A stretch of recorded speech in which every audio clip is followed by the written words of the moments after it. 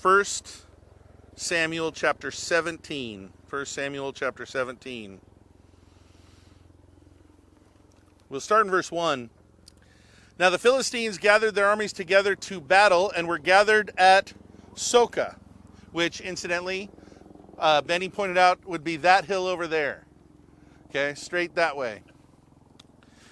Which belongs to Judah. They encamped between Soka and Azekah and Ephes-dammim. And Saul and the men of Israel were gathered together, and they camped in the Valley of Elah and drew up the battle array against the Philistines. So this would be the Valley of Elah, and they'd be backed up against that mountain behind you, according to what Benny said.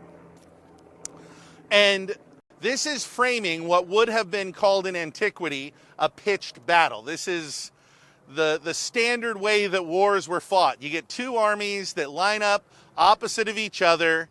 They're both trying to get situated in the best spot. And honestly, generally speaking, before a pitched battle, there's a little bit of maneuvering where each side is kind of trying to get as high of ground as they can get. And neither side wants to begin the battle because once you attack, you actually put yourself in a little bit of a disadvantage. You're exposed. You have to give up a little bit of your ground because the other guy wants to hold on to his higher ground as well. Because as you guys probably all know, it's proverbial. High ground is an advantage, flat ground, disadvantage, right? So there's a lot of posturing during these early pitched battles. And we do know that it was very common that often in lieu of a battle, the different sides would put forward a champion who might fight instead. The idea being, why don't we let our best guy go up against your best guy? And if our best guy beats your best guy, then we'll let you kind of count yourself the victor. If you've ever read the Iliad, you see that specific kind of thing taking place often. The Iliad is full of all sorts of situations in which two sides kind of face off against each other and they try to put champions up against one another. Well, that's what's going to happen here. As the two armies appear here on the field, the champion of the Philistines, Goliath, who's described as being 6 cubits tall, which is 9 feet roughly, Goliath presents himself and he challenges the Israelites. He says, send forth your champion, send forth your best guy and let him meet me in battle. And whoever wins, the opposing side will be slaves to the victors. We'll save lives, save a lot of lives. Let's not fight. Let's just let the champions kind of face against each other. And the thing is, no Israelite stepped forward. And Saul, of course, was sweating. He knew that it made his side look quite bad, that nobody was stepping forward to meet the challenge. And so he started to kind of sweeten the deal. He would offer to anybody who might step forward and defeat the giant an opportunity to marry his daughter, to not pay taxes, and basically to make sure that for the rest of his life, whenever he walks into a pub, somebody's going to buy him a beer. That kind of a situation. But nobody's stepping forward because nobody thinks that they can square off and beat this giant. Now, one more thing to kind of throw in. It tells us here that David had 3 brothers who were present for the battle. Now, David was from a family of 7, that is of 7 brothers, and David was the youngest. What we do know is the fact that there were 3 brothers present means there were only 3 brothers old enough to be in the battle. So everybody else was too young, and David is the youngest. We don't know exactly his age, but at the same time, he was essentially a boy, not a man. That's the key thing you need to know here. Let's pick up here in verse 19. Now Saul and they and all the men of Israel were in the Valley of Elah fighting with the Philistines. Verse 20. So David rose early in the morning. He left the sheep with the keeper. David was, of course, tending the sheep in Bethlehem, where some of us will be going today. He left the sheep with a keeper, and he took the things and went as Jesse had commanded him. This is supplies that Jesse, his father, wanted him to give his brothers. And he came to the camp as the army was about to fight and shouting for the battle. And for Israel and the Philistines had drawn up in battle array. Verse 22. David left his supplies in the hand of the supply keeper, and he ran to the army, and he came and greeted his brothers. Then as he talked with them, there was the champion, the Philistine of Gath, Goliath by name, Gath being, by the way, one of the cities of the Philistines, coming up from the armies of the Philistines, and he spoke according to the same words, meaning he told them the same challenge that appeared earlier that we didn't read, but the challenge I just mentioned to you. And all the men of Israel, when they saw the man, they fled from him, and they were dreadfully afraid. So the men of Israel said, have you seen this man who has come up? Surely he has come up to defy Israel. And it shall be that the man who kills him, the king will enrich with great riches, will give him his daughter and give his father's house exemption, that is, in taxes, in Israel. Then David spoke to the men who stood by him, saying, what shall be done for the man who kills this Philistine and takes away the reproach from Israel? Who is this uncircumcised Philistine that he should defy the armies of the living God? I want you to note the tone that I read that verse in, because that's an interpretation I'm adding. I'm reading this a certain way, that David is not asking an informative question. He's heard what is being offered. David's response is, what is being offered? Point being, nothing should be offered. There should be no reward. Every Israelite should be chomping at the bit to go down and fight this man. That's what the little boy David is saying. Like, you would have to be a coward to try to take any reward. Here's a guy who's uncircumcised, meaning not one of us, and he's coming out and challenging the armies of the Lord. Everybody should be out trying to fight this guy. Carrying on. And the people answered him in this manner, saying, so shall it be done for the man who kills him. That's what's going to happen. Now Eliab, his oldest brother, heard when he spoke to the men, and Eliab's anger was aroused against David. And he said, why did you come down here? And with whom have you left those few sheep in the wilderness? I know your pride and the insolence of your heart. You've come down to see the battle. And David said, what have I done? Is there not a cause? Meaning, why are you mad at me? I am justified in saying what I'm saying. We have a bunch of cowards here who aren't coming out to fight this guy. So, of course, the word gets back to Saul that, hey, there's a boy here, and this boy is willing to fight. So carrying on, skip down to verse 32. Then David said to Saul, let no man's heart fail because of him. Your servant will go and fight with the Philistine. And Saul said to David, you are not able to go against this Philistine to fight with him, for you're but a youth, and he is a man of war from his youth. So Saul just recognizes the reality. You're a kid. Can't send a kid out to fight against a man, especially a man who's been fighting since he himself was a kid. But David said to Saul, your servant used to keep his father's sheep. And when a lion or a bear came and took the lamb of the flock, I went out after it and I struck it. And I delivered the lamb from its mouth. And when it arose against me, I caught it by its beard. And I struck it and I killed it. Your servant has killed both lion and bear. And this uncircumcised Philistine will be like one of them, seeing that he defied the armies of the living God. So here we have a boy, young teenager, probably 13-ish. And Saul says, you can't beat this guy. And he goes, oh, I killed a lion, killed a bear. Lion goes up against dad's flock. I grab it by its beard and I stab it.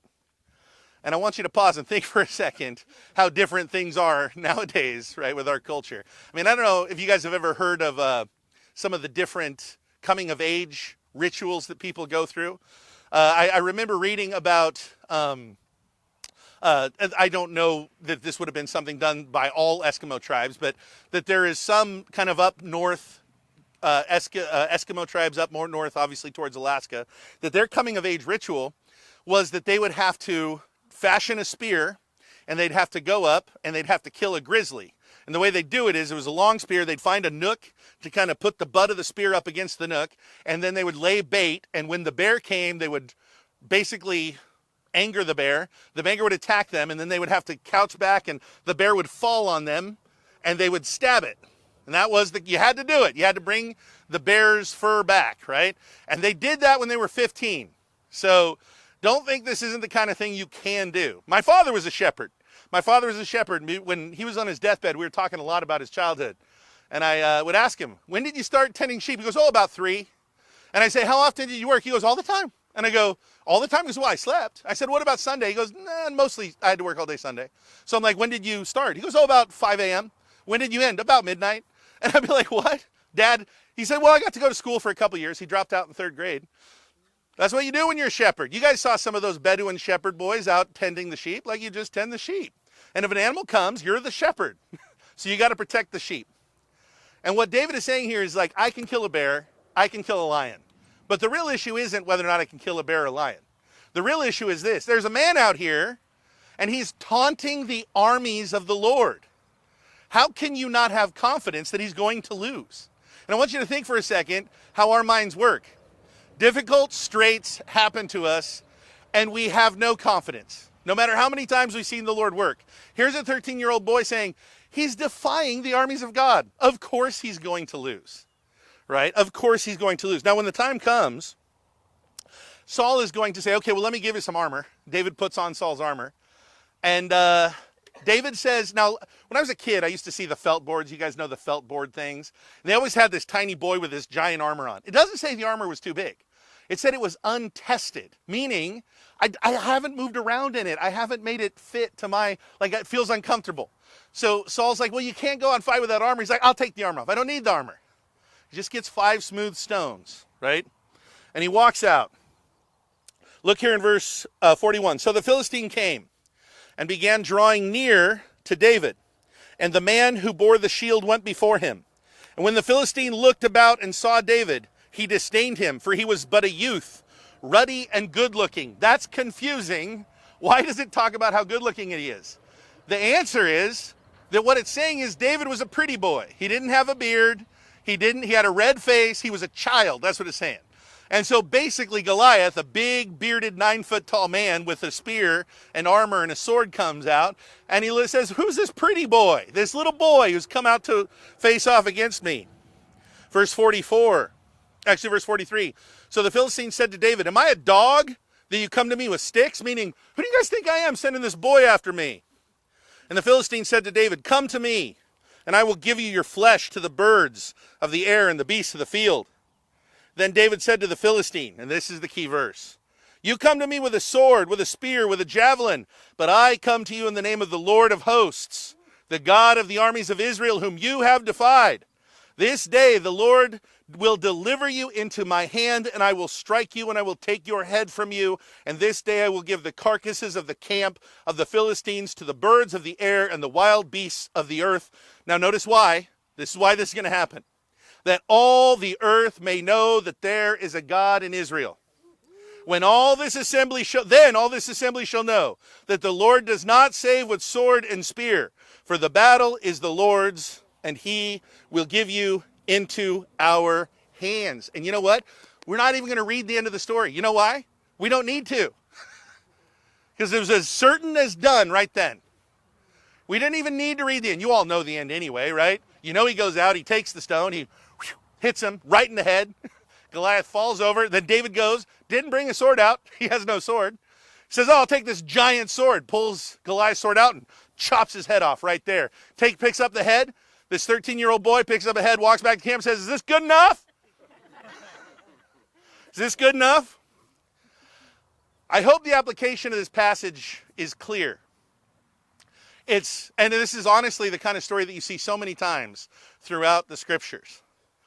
The odds stacked against us. The odds seem too difficult. A race that is too hard to run. A race that is in competition with somebody that we can't beat. Or a circumstance that with human means it's impossible that we'll win. And what do? We always look to the worldly, earthly ways to deal with it, to answer it. But the answer is, the battle belongs to the Lord. And what we need to have is that same faith that David had. Now, please don't misunderstand me. You don't need to have the faith which a lot of people have today, which says, God's going to do exactly what I want him to. David did not live a life where everything happened the way he wanted it. David lived a life in which he knew the battle was the Lord's, and he knew that what was going to happen was going to be in accordance with the will of God, and he knew that he could step out in faith knowing that God would win. And the call for us is the same, that we step out in faith, knowing our God, knowing that the battle belongs to him, and therefore we don't have to be afraid. And we don't have to be worried or troubled. We don't need to be anxious. We don't need to be angry at our circumstances. The battle belongs to the Lord. And even if it doesn't go the way we exactly want, we know that it will go in accordance with what is good, because God is good, and what he wants will be accomplished.